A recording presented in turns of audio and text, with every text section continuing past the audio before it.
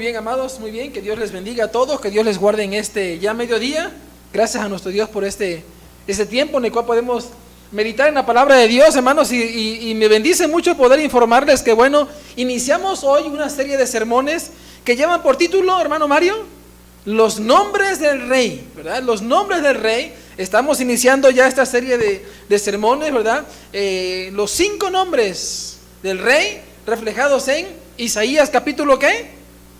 ¿Capítulo qué, hermanos? A ver, ¿dónde están esos 5 nombres? ¿Ah? A ver, Isaías ¿qué, hermana? 9 qué? 9 qué? 9:6, ¿verdad? 9:6.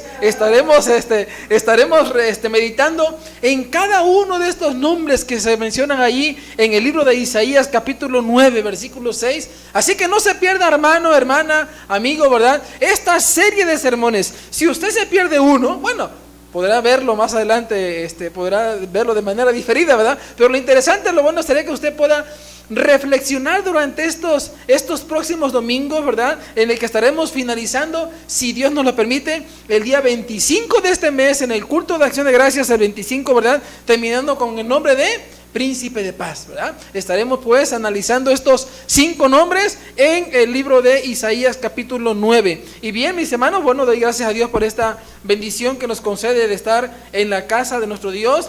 Y bueno, estaba viendo precisamente el contexto histórico de de este pasaje en particular. El contexto histórico, hermanos, siempre es importante que nosotros, cuando vayamos a la palabra de Dios, descubramos antes que nada quién escribe, por qué escribe, para qué escribe. Ya lo saben ustedes, ¿verdad? Y particularmente de este escrito de este profeta Isaías, ¿verdad? Que es el amigo espiritual de Jesús. Nunca se olviden, el amigo espiritual de Jesús es Isaías. Oh, eso es interesante, ¿verdad? Usted sabe, usted ha escuchado muchas veces que en Isaías tenemos toda la Biblia, ¿verdad? Toda la Biblia. En los 66 libros, la Biblia tiene 66 libros, ¿no?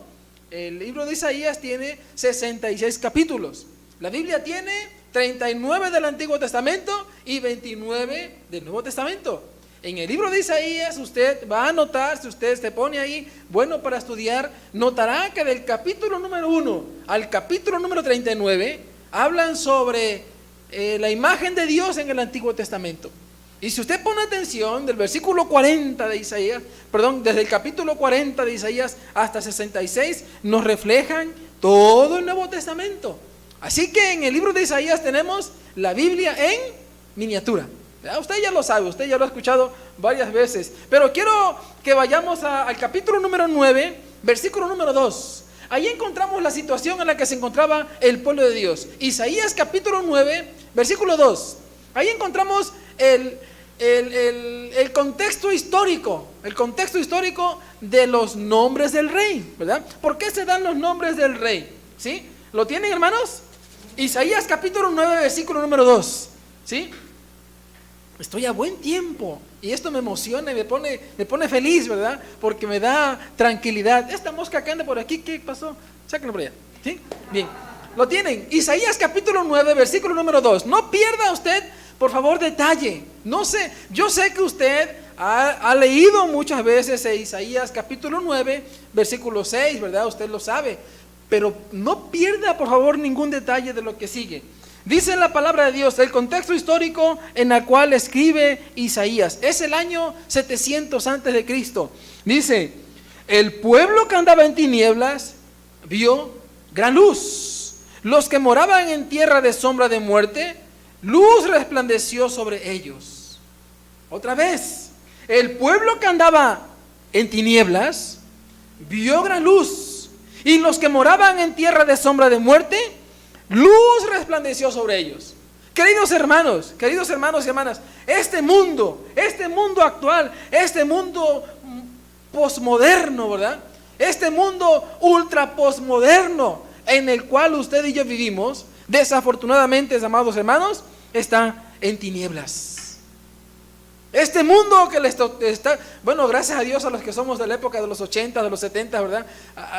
Nos tocó épocas bonitas en la cual no había tanta, bueno, la maldad siempre ha existido, pero había muchas libertades y otras cosas, había las grandes historias y crecimos con grandes eventos. Pero hoy en día a nuestros jóvenes, nuestros adolescentes, les está tocando un mundo muy difícil, un mundo muy oscuro. Amados hermanos, hoy encontramos, ¿verdad?, odio, dolor, enfermedad, crisis, guerra, hambre. Todo ello, hermanos, dan evidencia de un mundo que está en tinieblas.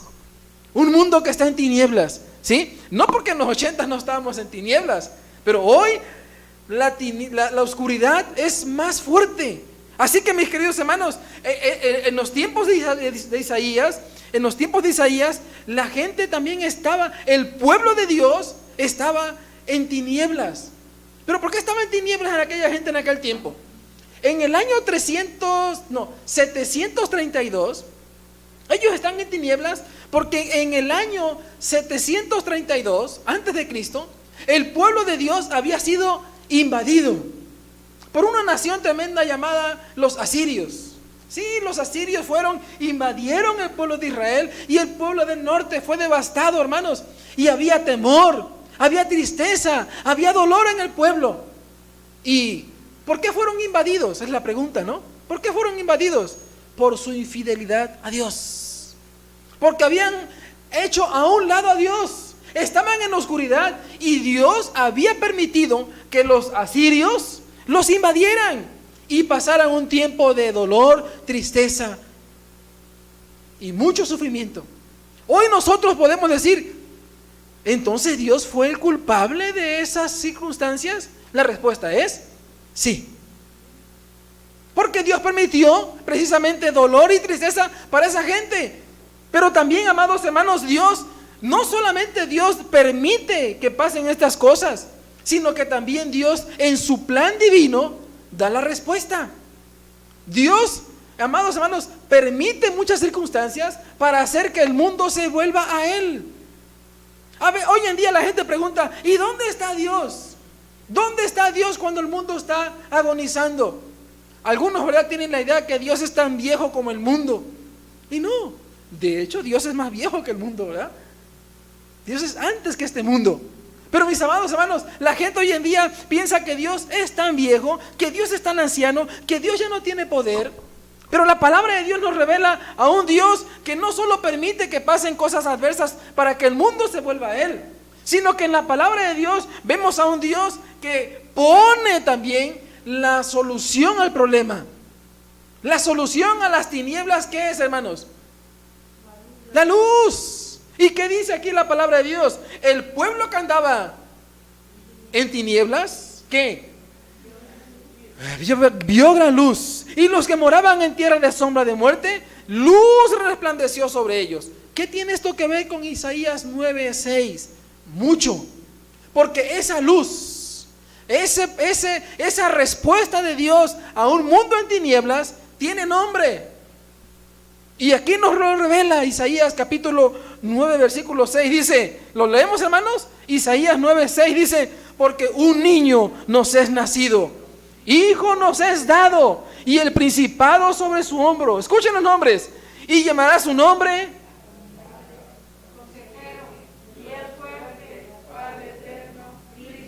Chulada. Y en estos nombres quiero que meditemos en estos domingos. ¿Quieren ver el primero? ¿Quieren ver el primero, hermanos? Sí, porque vemos que a Jesús, hermanos, particularmente allá Mateo capítulo 4 versículo 16, nos hace ver que Jesús, hermanos, es el cumplimiento de esta profecía. Mateo capítulo 4 versículo 16 escribe, ¿verdad? Y dice, el pueblo asentado en tinieblas vio gran luz, y a los asentados en región de sombra de muerte, luz les resplandeció. ¿Quién es la luz, amados hermanos? Sino más que Jesucristo.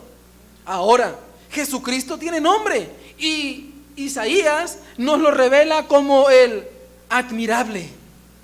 Ahí quiero que meditemos en esta hora. Ahí quiero que pongamos, por favor, hermanos, mucha atención. Miren, Jesús fue admirable en su nacimiento. Jesús fue admirable en su nacimiento. Isaías 7:14, ¿qué nos dice, hermanos? Isaías 7:14, usted se lo sabe también de memoria, porque es un versículo muy predicado, muy anunciado en esta época de diciembre. ¿Qué dice?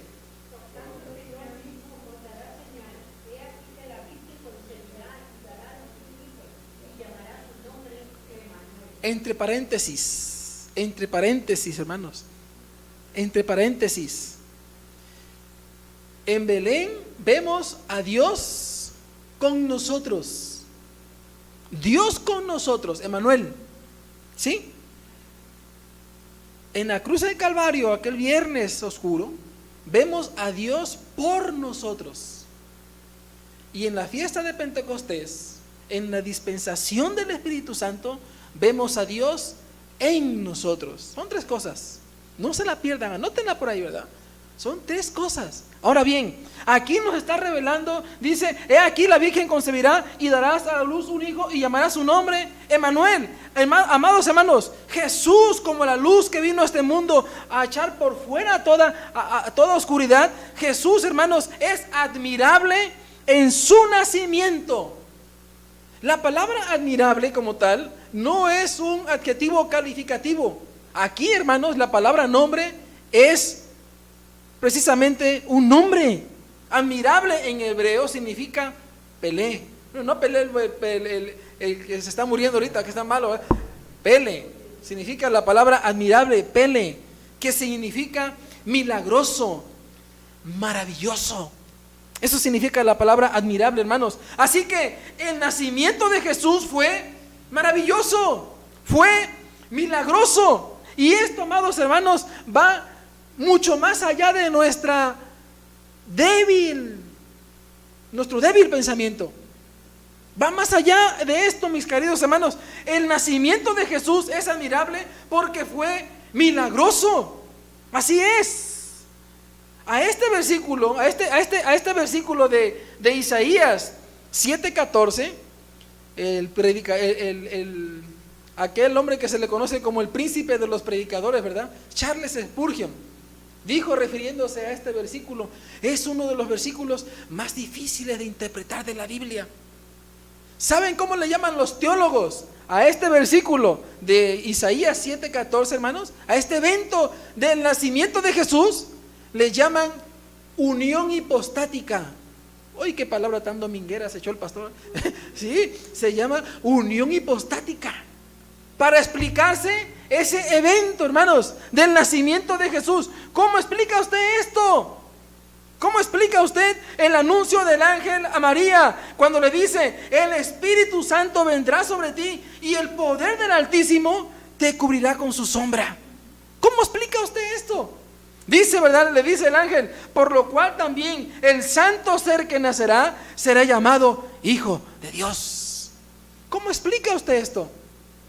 Yo no lo entiendo, pero lo creo. ¿Cómo entender la unión hipostática? ¿Cómo que la sombra del Altísimo te cubrirá?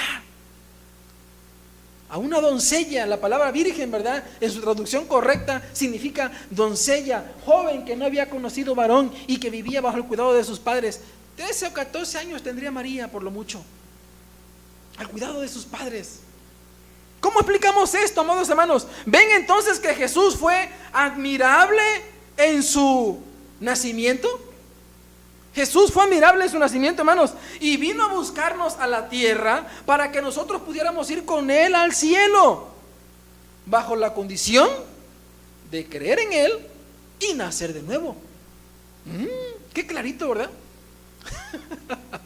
Jesús, como la luz admirable, fue admirable en su nacimiento, no se olvide. Pero Jesús también, amados hermanos, fue admirable en su vida. En su vida. Yo estaba preguntando, estaba así, mientras estaba yo analizando estos pasajes, llevo varios días correteando este pasaje, no se lo creen. Platicaba yo con un pastor y le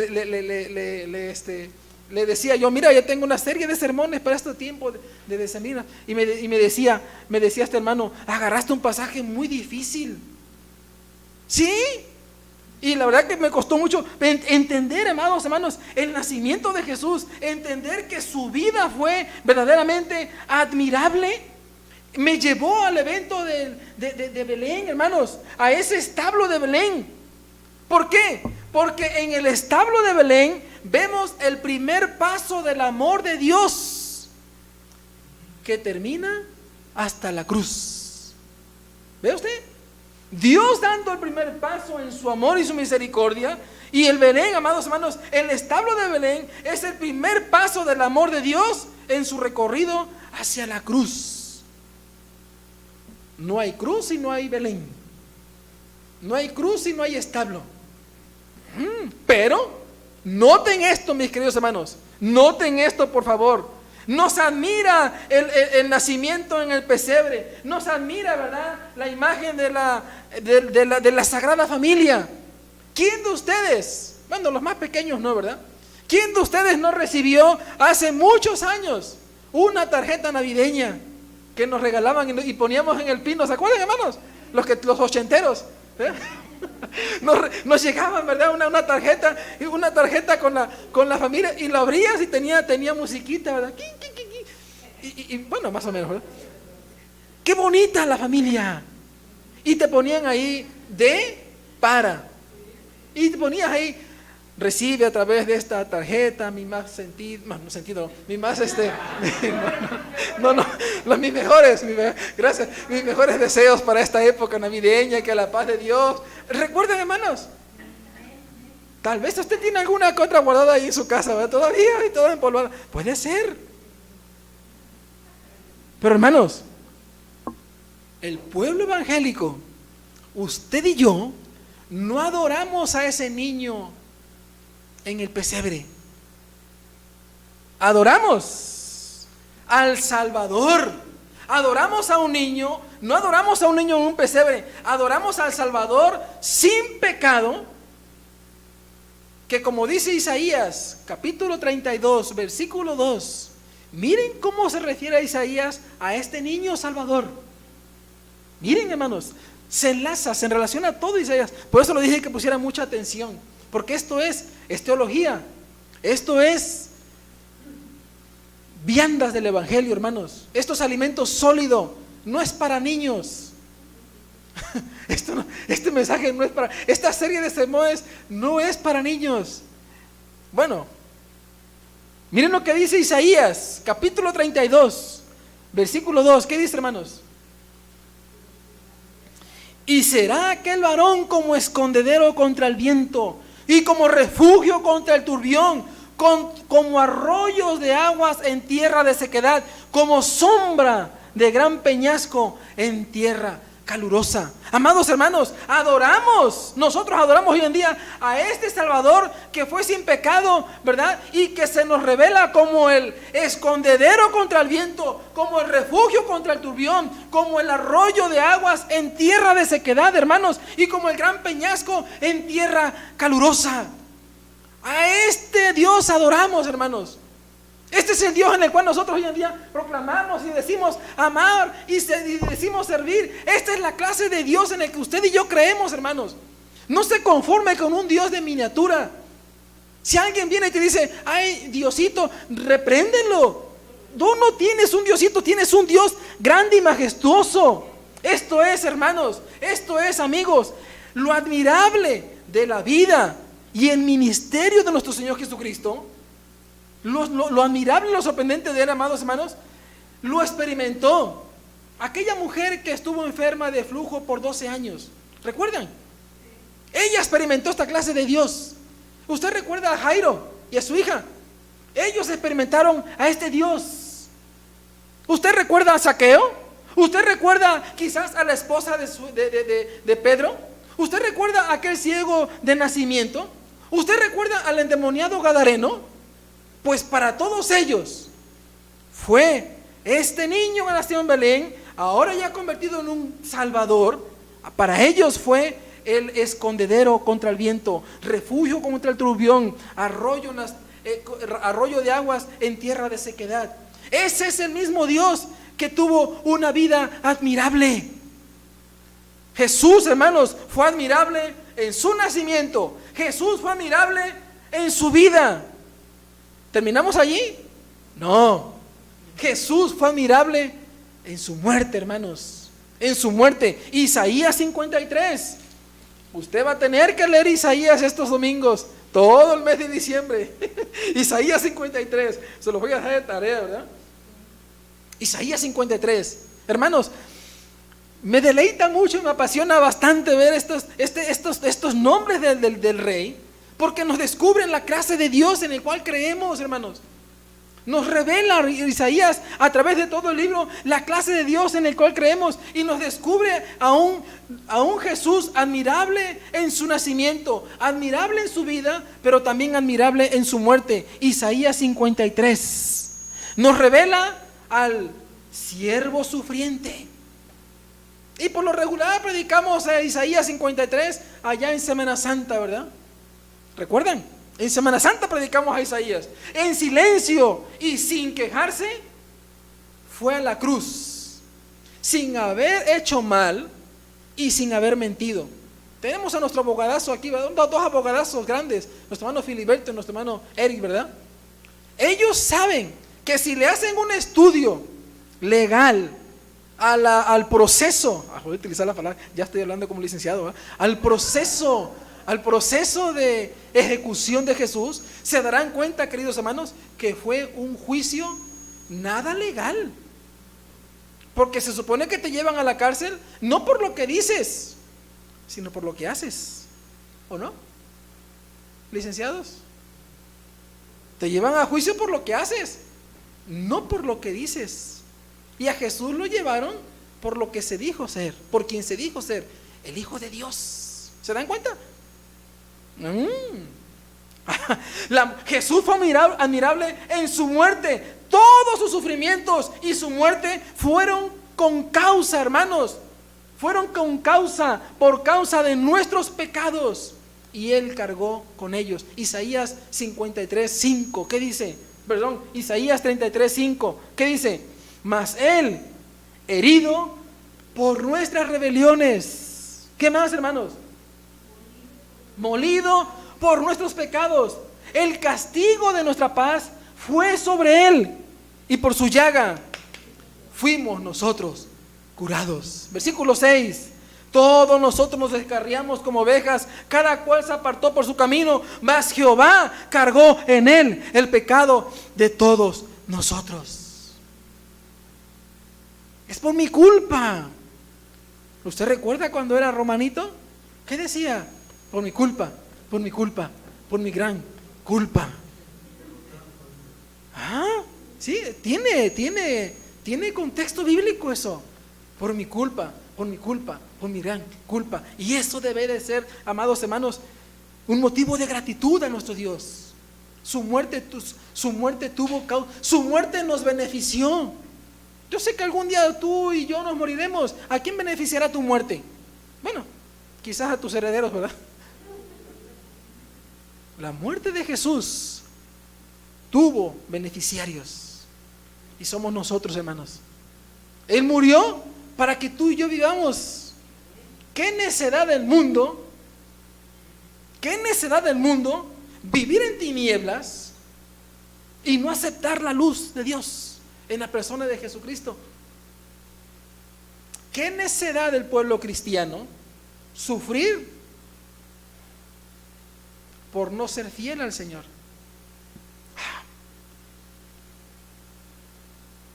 Amados hermanos, su muerte nos benefició a todos nosotros, dándonos verdadera vida. La cruz se convirtió en Jesucristo el altar. La cruz se convirtió en Jesucristo el altar, y Él, como Cordero de Dios, fue el único capaz de quitar el pecado del mundo. ¿Qué dijo Juan el Bautista? ¿Qué dijo Juan el Bautista? ¿Recuerdan? Allá en Juan 1:29, cuando Juan el Bautista vio a Jesús que venía a bautizarse, ¿qué dijo Juan el Bautista? He aquí el Cordero de Dios que quita el pecado del mundo. Hermanos, esto es verdad. Jesús es admirable en su nacimiento. Jesús es admirable en su vida. Jesús es admirable en su muerte. ¿Le cerramos allí? No, porque estaría inconcluso. Cerramos. Jesús será admirable en su retorno, queridos hermanos. Amén. La historia evangélica estaría incompleta si no hablamos del retorno de Jesucristo. Sería tener un evangelio incompleto, hablar únicamente sobre el Belén. Sería un evangelio incompleto quedarnos únicamente con viernes, aquel viernes oscuro, ¿verdad? En la cruz del Calvario. Y sería incompleto aún quedarnos con la fiesta de Pentecostés. Tendríamos un evangelio incompleto. Tenemos que entender, queridos hermanos y hermanas y amigos, que Jesús será admirable en su retorno. Isaías 35. Pero eso le digo que tenemos que leer Isaías 35, se los voy a dejar de tarea todos, son 66 capítulos. Isaías 35 nos habla, amados hermanos, sobre el glorioso futuro de la iglesia del pueblo de Dios. Queridos hermanos, el que murió y resucitó también vendrá una vez y reinará para siempre jamás, y su reino no tendrá fin, queridos hermanos. Yo sé que muchos de nosotros hoy pasamos por circunstancias sombrías. Muchos del pueblo de Dios hoy pasamos por situaciones que decimos: ¿será para siempre que esta es la cruz que me tocó vivir? No te metas en camisa de 11 varas. Mejor vive confiado en la esperanza gloriosa de que lo que te pasa, pasará. Así es, queridos hermanos. No te enfrasques, no te quedes allí sufriendo. Ay, que la vida cristiana, ahí van arrastrando la Biblia, ¿verdad? Ahí van como que, oye, ¿qué es eso? No demerites el evangelio. ¿Qué decía Juan Wesley? Ya lo he repetido muchas veces, ¿verdad? ¿Qué decía Juan Wesley? La reputación de Dios está en mí. ¿No te da temor eso? Saber que la reputación de Dios está en ti, querido hermano, querida hermana. Cuando no te comportas como debería de ser, cuando tu carácter parece que te domina y gritas, insultas y dices: ay, se me salió el viejo hombre. No, que se necesita santidad, mi hijo. Necesitas entregar tu todo al Señor en el altar, entregarle toda tu vida a Él. Ay, pastor, es que usted no me conoce, usted no sabe. Bueno, yo no sé, pero el Señor sí sabe.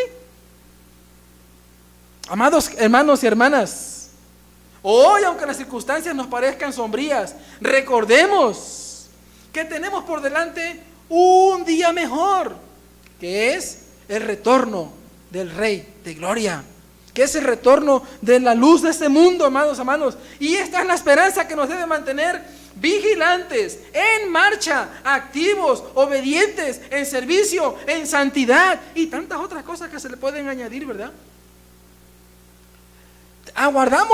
Si no tenemos la esperanza del retorno de Cristo, meditemos en nuestro evangelio.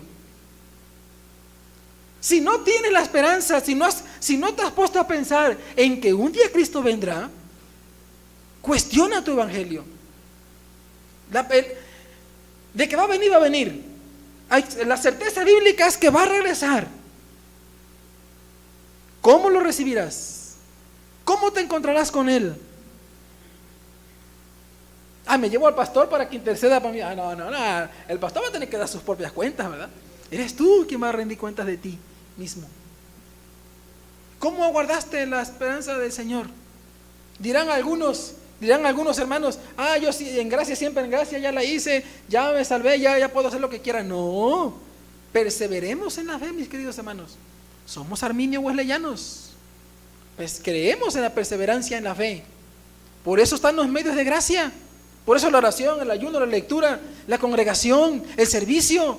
Amados hermanos, esperemos, aguardemos, como dice Pablo en su carta a Tito, ¿verdad? Tito capítulo 2, versículo 12. Dice Pablo, refiriéndose al retorno de Cristo: la esperanza bienaventurada. La esperanza bienaventurada. Concluyo, mis queridos hermanos. ¿Es Jesús admirable para ti? ¿Es Jesús admirable para ti? Entonces confía en Él, y cualquier oscuridad por la que estés pasando, con toda seguridad se disipará de tu vida. Llámese cualquier tipo de oscuridad, Su luz te es ofrecida hoy.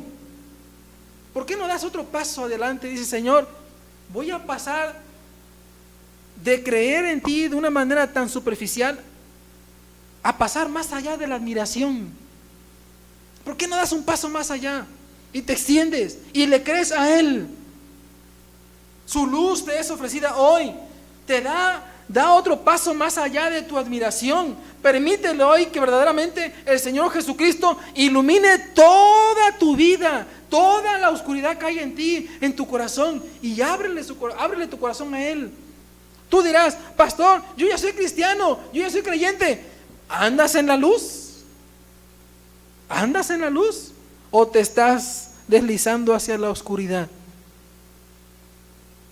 Yo sé que el inconverso anda en la oscuridad. Eso no es chiste. Para el inconverso aquí está la solución. Abre tu corazón a Jesucristo. Vives en la oscuridad, te vas a ir al infierno sin Cristo, te vas a morir, te vas a condenar a una vida eterna sin Él. Pero la oportunidad se te abre hoy a ti a través de esta palabra. Abre tu corazón a Jesucristo. Y al pueblo de Dios, que nos mantengamos expectantes, aguardando su segunda venida, hermanos. Cristo vendrá, ¿lo crees? Amén. Cristo vendrá, ¿lo crees? Amén. Vivamos para Él entonces. Oramos, vamos a orar. Y que Dios permita que no nos perdamos, amados hermanos. Dentro de 8 días, con la bendición de Dios, estaremos hablando, estaremos meditando, ¿verdad? Sobre el Dios ¿qué? ¿El qué? El consejero, admirable consejero, el segundo nombre del Rey. Pasaremos de admirable a consejero, con la bendición de Dios. Vamos a orar en esta hora. Y para quienes están en sus hogares, y aún para los que estamos aquí todavía, los que estamos aquí en la casa de nuestro Dios, solo Dios conoce nuestras vidas, queridos hermanos. Solo Dios conoce nuestros corazones. Ante Él nada hay oculto. Yo no sé tu caminar con Él cómo ha sido hasta hoy, 4 de diciembre del año 2022. Yo no sé cómo ha sido. Pero si tú crees que necesitas más luz en tu vida, dile, Señor, ilumina todas las áreas de mi corazón y ayúdame a crecer en santidad. Padre eterno, Dios misericordioso, te alabamos y glorificamos en esta hora, porque entendemos, Señor, que las circunstancias a veces nos hacen sentir que estamos en oscuridad, Señor. Mira, Padre, ayúdanos en esta hora. Permite que tu luz, esa luz que tú prometiste, oh Padre Celestial, en la persona y obra de Jesucristo, ilumine nuestras vidas, Señor. Ciertamente muchos de los que estamos aquí en esta hora y algunos que están en sus casas ya han creído en ti para salvación, Señor Jesucristo. Ya han creído en ti, Señor. Son tus hijos, somos tu pueblo, somos tu iglesia. Padre, en el nombre de Jesús, ayúdanos, mi Dios, a caminar, a dar un paso más, de pasar, Señor, a tenerte como un Dios al cual admiramos, en un Dios en el cual, Señor, se nos revela en tu palabra como un Dios verdaderamente milagroso, como un Dios verdaderamente maravilloso. Señor, permite en esta hora que los que estamos aquí en tu casa podamos sentir tu paz, tu gozo, tu bendición sobre nuestras vidas. Ilumina nuestro andar contigo, Señor, y disipa de nuestras vidas, de nuestras mentes, de nuestro corazón, toda oscuridad en el nombre de Jesús. Espíritu Santo, ayúdanos. Pero también, Señor, si hay alguien de los que nos está escuchando, de quienes nos está viendo, que aún vive en tinieblas, que está en oscuridad, Señor, en el nombre de Jesús, que tu luz ilumine sus vidas, que abran sus corazones a ti, oh Señor Jesucristo, y que encuentren esa paz que, como dice tu palabra, sobrepasa todo entendimiento. Y tuya, Señor, será la honra, tuya es la honra y la gloria, el poder y la majestad. Y en el nombre de Jesús lo pedimos y lo agradecemos humildemente. Amén. Amén. Dios le bendiga, hermano. Dios les guarde.